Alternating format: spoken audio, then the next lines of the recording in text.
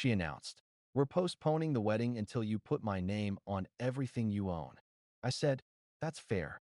Then I transferred the $15,000 venue deposit into my name for a solo celebration and exposed how my engagement was a PR deal, not a partnership. I've never been the kind of man who argues over money. I grew up watching my parents fight over every dollar until the sound of a calculator meant war. So when I started making real money in my 30s, decent salary, stable investments, small business on the side, I swore I'd never let finances poison my relationships. Then I met Lauren. She was charming in the way ambitious people often are, always smiling, always reaching, always speaking like the room was hers to command. We met at a friend's engagement party.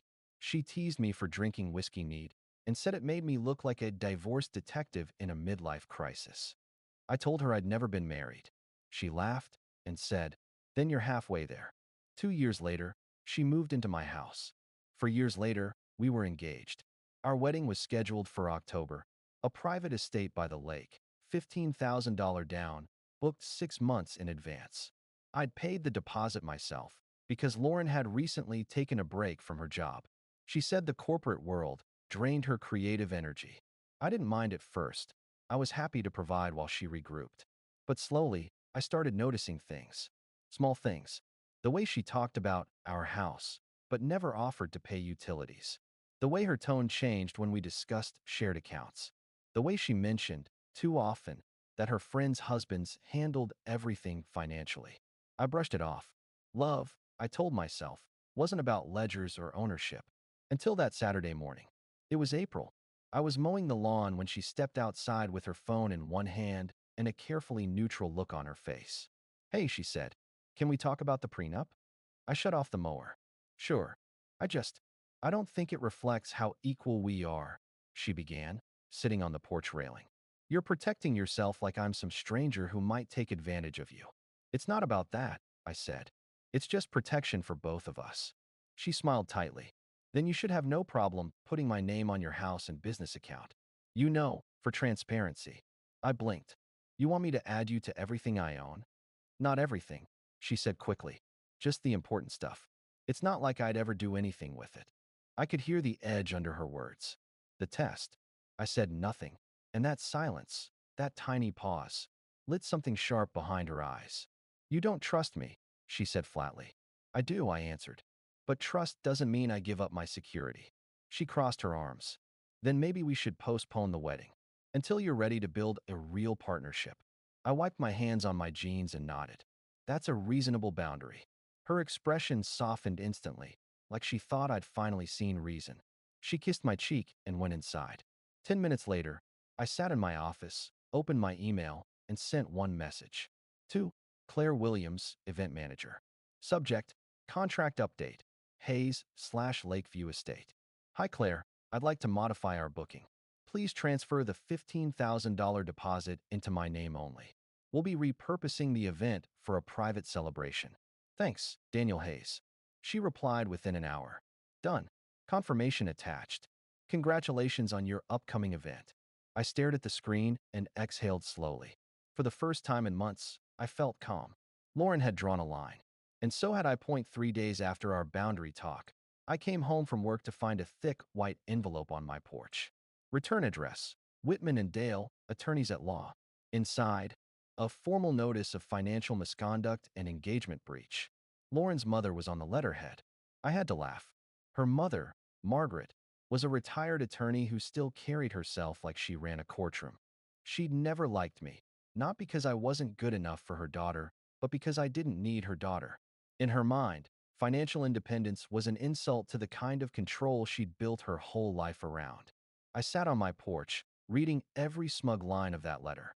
"Dear Mr. Hayes, it has come to our attention that you have unilaterally altered the terms of the Lakeview Estate wedding agreement, thereby causing financial and emotional distress to my client, Ms. Lauren Whitman. This act constitutes a potential breach of contract and emotional harm. We request the immediate reinstatement of Ms. Whitman's name on all shared event documents and the return of her rightful financial interests. Failure to comply within 72 hours will result in legal action. Sincerely, Margaret Whitman, ESQ." I folded the paper neatly and chuckled. Lauren hadn't wasted time. What really got me, though, was how calculated it all felt.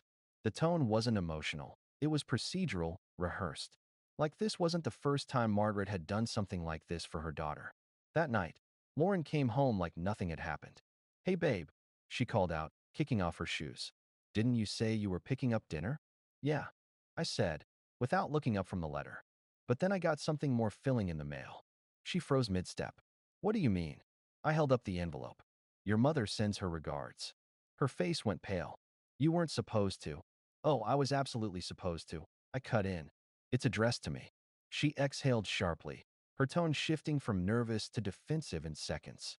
"Look, she's just looking out for me. You changed the venue contract without asking me. Because you postponed the wedding," I reminded her. "You said it yourself." She blinked. "That was supposed to get your attention, not." "Oh, it got my attention," I said quietly. "Just not in the way you hoped." The next morning, I went to see Claire, the event manager at Lakeview. She greeted me with that polite, slightly uncomfortable smile people wear when they sense drama. "Mr. Hayes, I saw the lawyer's notice attached to the account. Is everything okay?" "Perfectly fine," I said. "I just want to clarify that the deposit came from my personal account, correct?" She nodded. "Yes, of course. And the event date and ownership are under my name only?" "Confirmed," she said. "It's yours entirely." "Good," I said, smiling. "Because I'm keeping it. Same date, same venue. Just different guest list." Claire blinked. "Different guest list?" I grinned. "Think less wedding, more freedom festival." She laughed before catching herself. "You're serious?" "Completely." By that weekend, I'd already transformed the event into something new, a solo celebration, a start of my next chapter party. Friends, colleagues, family, everyone who'd supported me over the years. No vows, no drama, no guilt. Meanwhile, Lauren had gone on a campaign tour through social media. Posts about emotional betrayal, cryptic quotes about men who hide their true colors. The usual. Then came the call. "Daniel," she said, her voice trembling. "Why are you doing this? Why are you humiliating me?" "Humiliating you?" I repeated. "I'm just throwing a party." "With our money," she snapped. "Correction," I said. "My money. Your name was never on the contract. You postponed the wedding. I simply repurposed an empty date." There was a pause. Then, through gritted teeth, "You'll regret this." I smiled into the receiver. I doubt it. 2 hours later, I got another email, this time from Margaret herself. "Mr. Hayes, per my client's request, we will be pursuing reimbursement for emotional damages and breach of verbal trust. However, given your financial records, I'd advise you to consider settlement before this escalates. Sincerely, Margaret Whitman, ESQ." I typed back one line. "Dear Margaret, you might want to check with your daughter before filing anything. Because if we're talking about breach of trust, you'll want to hear what I learned from the Lakeview staff. Sincerely, Daniel Hayes." I didn't elaborate. Not yet. Because I'd just found out something that would flip this entire situation upside down, and I intended to reveal it in the most public way possible. Update 1.2 days after Margaret's formal notice, I got a call from Claire, the event manager at Lakeview. Her tone was cautious, like someone stepping around broken glass. "Mr. Hayes," she said, "I think you might want to know something." I turned down the music in my car. "Go on." "It's about the reservation under your name," she said carefully. "Ms. Whitman's mother called yesterday, trying to access the account. She claimed you had authorized her to make changes." I felt my grip tighten on the steering wheel. "What kind of changes?" "She wanted to transfer the event date back to the original time, under her name," Claire said. "And she offered to pay the remaining balance herself, if we'd just update the file." "So she was trying to hijack the venue." "Basically, yes." Claire sighed. "We didn't accept, of course. Everything's locked under your ID and payment record." But she was insistent. I exhaled slowly, more amused than angry. It was bold, even for Margaret. Then Claire added, almost hesitantly, "There's one more thing. When she sent her assistant to drop off her authorization documents, they accidentally left a copy of an invoice. It listed wedding coordination and image rights. I think she was planning to sell exclusive coverage of the event." I blinked. "Image rights?" "Yes, for a lifestyle magazine feature." Claire lowered her voice. "Apparently, she'd already signed a sponsorship deal. Name of the couple, photos, press access. It was supposed to be part of some society wedding series. It hit me like a cold wave. This wasn't just about control. It was business. The wedding wasn't about love. It was an investment. Margaret's investment in her daughter's public image. And when I'd refused to put Lauren's name on my assets, I hadn't just said no to Lauren. I'd tanked her mother's entire PR deal. I thanked Claire and hung up. For a long time, I just sat in my car, staring at the dashboard. Every romantic gesture, every push for bigger venues, more expensive photographers, all of it had been engineered for visibility. A performance. Lauren had once told me, half jokingly, "You're my stability, Danny. Mom says you make me look grounded." I'd laughed then. Now, it wasn't funny anymore. I wasn't her partner. I was her brand accessory. That night, I called Eli, my best friend since college. He'd been my sounding board through the whole engagement. I told him everything: the lawyer letters, the venue stunt, the sponsorship deal. He whistled low. "Man, that's not a fiancé. That's a business merger gone bad." "Yeah," I said, rubbing my temple. "And I think I know how to end it." Eli laughed. "What? You're going to sue them?" "No," I said. "I'm going to let them walk into their own trap." Over the next few days, I started working quietly. I called Lakeview and confirmed the booking was still mine. Then I requested full recording and photography coverage, public access, open guest list, no secrecy clauses. I invited every mutual friend, colleague, and family member, including Margaret and Lauren. I called it a celebration of new beginnings. The invitation didn't mention a wedding, just a special announcement. And to my mild surprise, both Margaret and Lauren RSVP'd yes. The night of the event, the air was crisp and calm. Lakeview's ballroom looked stunning. Golden lighting, soft music, tables lined with champagne. People arrived expecting either a reconciliation or a scandal. Lauren walked in wearing a silver gown, her mother close behind in her signature pearls and superiority. Lauren smiled tightly when she saw me.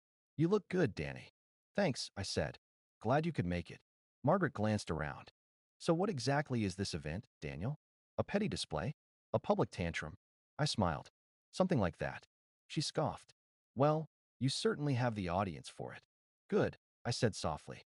That was the point. I stepped up to the microphone. The room quieted. "Thank you all for coming tonight," I began. "I know this was originally supposed to be a wedding, but life changes, doesn't it? And sometimes what looks like a loss turns out to be a very expensive lesson." There were polite chuckles. Lauren shifted uncomfortably. "I learned recently," I continued, "that not every engagement is about love. Sometimes it's about leverage. Sometimes it's about contracts, clauses, and," I turned toward Margaret, "exclusive image rights for lifestyle magazines." The crowd murmured. Margaret froze, her jaw tightening. Lauren's face went white. I found out that my wedding was never ours.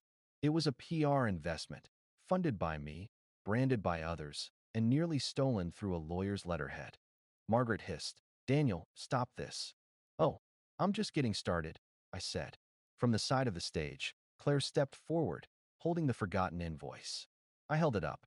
"This, for those wondering, is the document proving the Whitman family was monetizing the wedding before it even happened. Signed 3 weeks before we got engaged." Gasps rippled through the room. Lauren took a step forward. "Danny, that's not." "It's your signature," I said, my voice calm. "You knew?" Her lips parted, but no words came. I nodded. "So tonight, this isn't a wedding. It's a celebration of honesty and independence." Then I smiled, raising my glass. "To new beginnings, mine." Applause broke out. Some awkward, some sincere. Margaret grabbed Lauren's arm and stormed out. I didn't follow. That night, when the last guest left, I stood on the balcony overlooking the lake. Eli walked up beside me, laughing softly. "You really threw a party to nuke an engagement." "Not to nuke it," I said, watching the water. "To bury it properly." He nodded. "And the $15,000 deposit?" I smiled. "Worth every cent." Final update. The morning after the celebration, my phone blew up before I even had coffee. Texts, missed calls, emails. Half the guests had already posted photos online, captions like, "That wasn't a wedding. That was a reckoning." Apparently, a few journalists had even picked it up. The Whitman's pristine image cracked overnight. By noon, I had a call from Margaret's lawyer. "Mr. Hayes," he began, in that too even tone lawyers use when they're furious but restrained. Mrs. Whitman is considering defamation action. You publicly humiliated her. I leaned back in my chair. Everything I said was factual. You might want to check your client's contract before you threaten me with anything. He hesitated. I could hear papers rustling. You're referring to the sponsorship deal? Yes, the one with the society edit. I've already provided the event manager's written statement confirming its existence. If they want to drag this into court, I'll bring the receipts. There was a pause. Then the lawyers sighed. I'll convey that. He hung up. 2 hours later, I got an email, this time from Lauren. Subject, please. The message was short. I know you think everything was about money, but I didn't want your assets. I wanted security. My mother pushed it. I didn't know how to stop her. I made mistakes. Please, can we talk privately before this gets worse? For the first time in weeks, I didn't feel anger, just an old, tired kind of sadness. I typed for a long time, deleted half of it, then finally wrote, Lauren, I believe you were scared. I also believe you let fear turn into manipulation. I don't hate you, but I can't trust you either. Some things don't heal. I wish you peace. Please don't contact me again. I hit send, and it was done. The next few weeks were quiet. I went back to work, spent time with Eli and his family, started running again. Every so often, a new headline popped up, Whitman family retreats from public eye after wedding scandal. Apparently, Margaret's sponsorship partner had backed out, citing reputational concerns. Lauren's social media went dark. Last I heard, she'd moved to another city, teaching part-time art classes. And me? I started sleeping better than I had in years. But peace has its own weird silence.